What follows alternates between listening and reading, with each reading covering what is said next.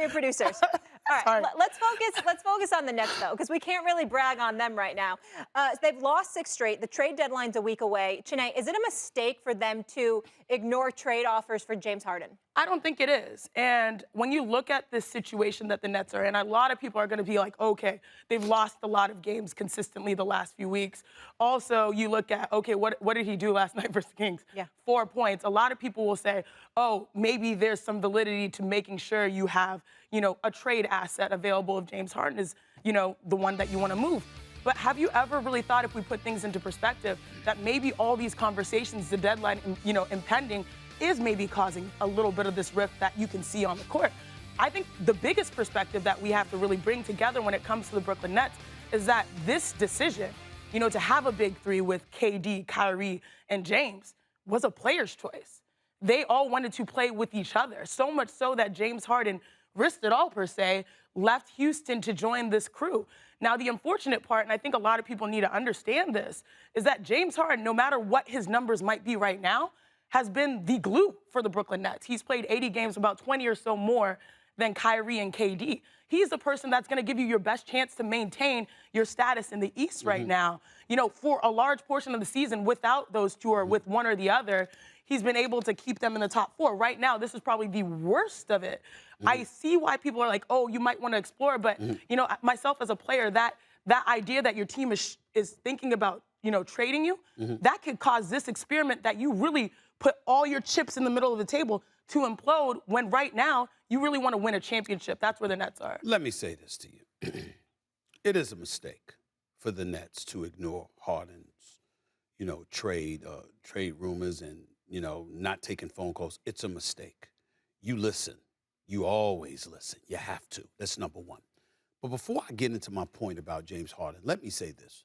I'm not really worried about the Brooklyn Nets. First of all, they don't have KD, who I believe, when healthy, is the greatest in the world. Yeah. He's a professional buckets maker. This brother is something special. Ain't concerned about them with him at all, okay? Milwaukee wouldn't be there if he wore size 12 instead of bigger size. They wouldn't even be in the championship, okay? They wouldn't be the champions, all right? That's number one. Number two, Kyrie, and it's really, really nice to see him conducting himself with class as he talks to the media. They're not peons. They're actually human beings that are asking questions that are worthy of being answered. Proud of him for doing that. This brother's a showstopper, and he reminded us of that against Golden State the other night when there was no Harden or KD, and he put on that show. Kyrie is something special. He's box office. I just don't trust him long term, so I'd pay him 1 year to 1 year, but I'd give him, he can make as much money as he wants 1 year to 1 year. As long as he's going to play, he deserves to pay because he's that special. I got to take a moment to give props to the rest of the Brooklyn Nets. Patty Mills, I think, has been sensational this year. Blake Griffin, suddenly he can dunk again now that he's no longer in Detroit. Goodness. He can dunk again now that he's no longer in Detroit. And he's been doing But they did say he's out of the rotation. That's that okay. was a lot. Yeah. But that's okay. I'm just talking about what I'm seeing from the young cats, the Claxons, the Cam Thomases of the world, the Bruce Browns of the world. I'm looking at these cats and their activity with the stars. They're complementary pieces that I think can give you some energy, and I like what I'm seeing. Let me get to Harden. Harden is averaging 22, 10, and 8. And he's having a bad year. Shooting 41% from the field, like 33% from three-point range. He's not Harden. I'd listen because there are questions as to whether or not he is what he used to be.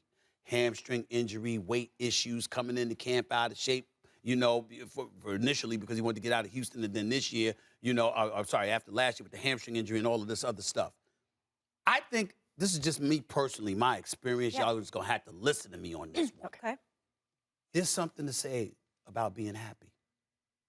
When you're someplace you want to be. Absolutely. He wanted to be in Houston when he was in Houston because he was with Daryl Morey and he was treated like royalty. You ain't the man in Brooklyn. That would be KD. But James Harden hasn't said anything to the like that he's not happy. I understand that. I know that. But you also know, we know a lot of things that don't get said, Sinead. You know that. Okay. But don't you think he'd be happy if they were winning? No.